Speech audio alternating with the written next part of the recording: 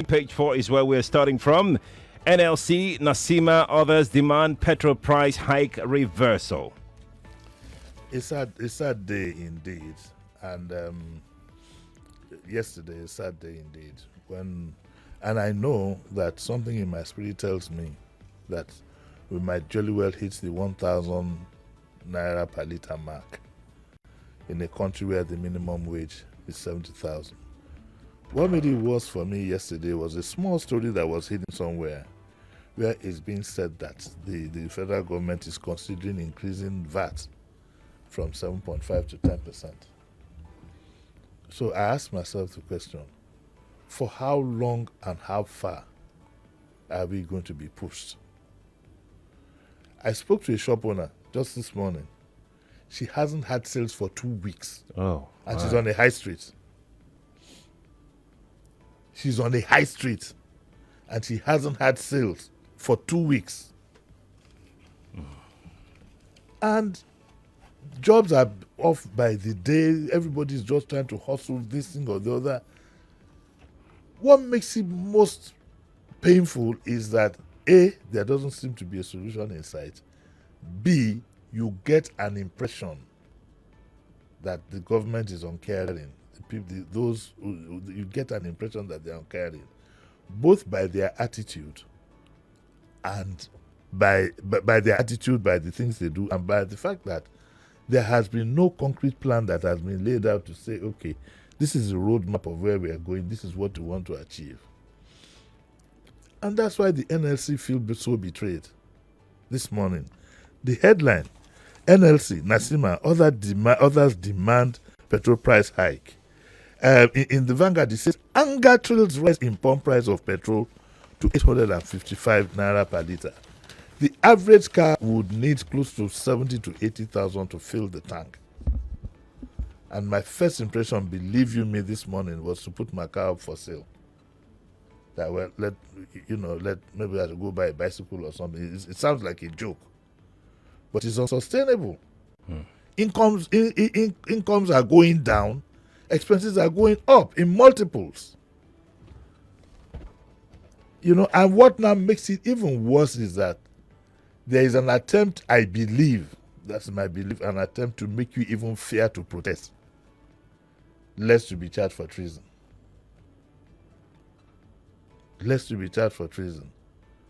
But we've been down this road before, some of us who are older.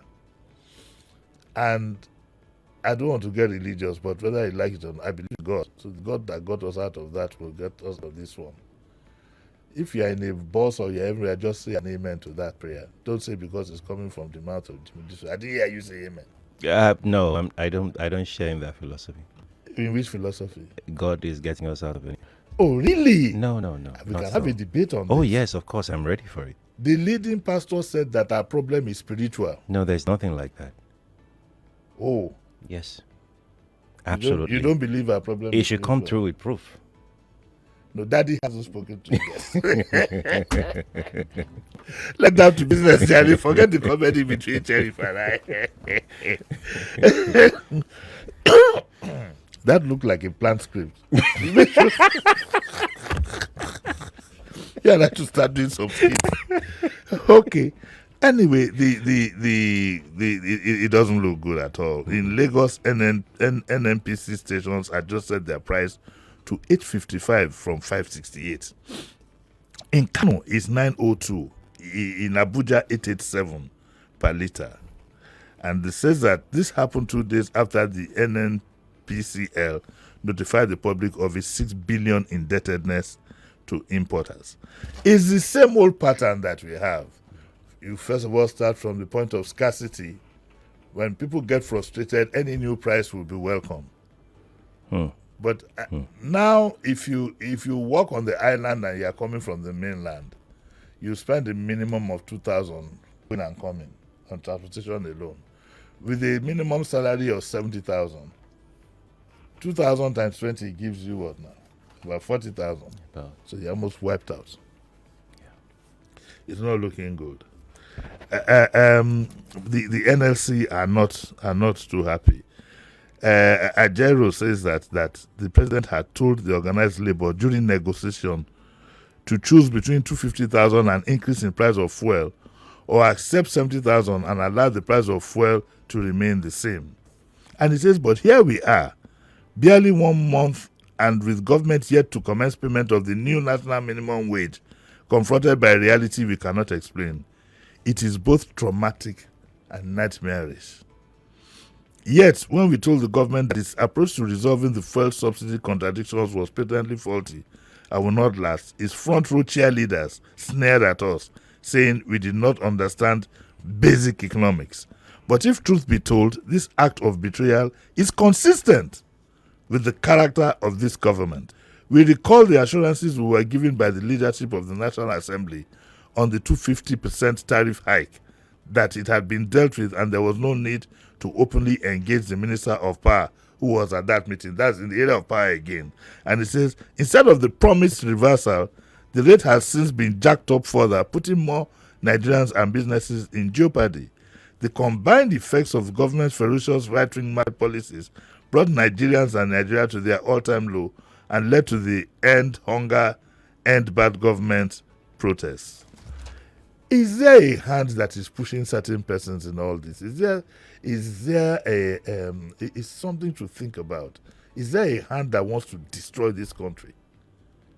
Because we are gradually leading to a terrible state. Is there a hand that is pushing this country to knock it out completely?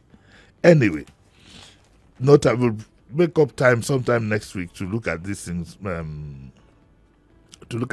critically. But the paragraph in what Ajero said is also important. It says, rather than make amends, government arrested and hounded into detention some of those who took part and some of those who had nothing to do with these protests, charging them with criminal conspiracy, subversion, treasonable felony, terrorism, financing, and cybercrime, with an intent to overthrow the government of President Tinubu. Nasima, in their reaction, says that the new pumpers will worsen inflation. You don't need to be told about that. Mm-hmm. That's definitely going to happen. Mm-hmm.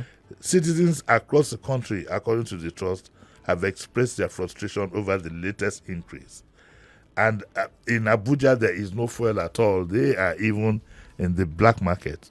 What I will also tell you this is that not only is the fuel so expensive, it's the lowest grade.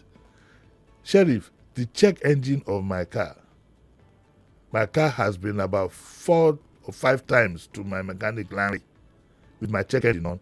Is always the fact that the car is telling me that the fuel is bad. Before we move on to the next story, right? Yes. I want to go back to the issue of the pump price, the hike in the pump price. And I want you to help us look at, what this means for employment, for household income, for nutrition of young children in coming weeks. You already said it. You've hinted at it. It's a big challenge. You're going to have more. This is not, I told you, this is analysis. It's not this. You're going to have more people dying, more people falling sick, more people out of jobs. You're going to have a lot of families are going to be disrupted. It could get to a point where you cannot even send your child to a free primary school. Who's going to buy the uniform? What is the income of people, Sheriff? Some of these people you see by the roadside cooking, what is their income? We need to do first a reality check, and nobody is guiding us as to how we are going to be able to cushion the effect of this. We keep being pushed and pushed and pushed and pushed. It's gotten out of hand. A lot of people are going to lose their jobs. Oh, yes. Now, okay, the latest thing now is that many people sleep in their offices.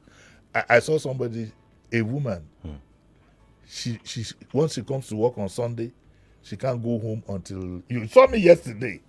You heard me when I was, yes. She doesn't go home, she has to stay here, a married woman. Isn't that a disruption in the family? So she works in one place. The husband has no work, he has to wait until he comes over the weekend. Is that a life?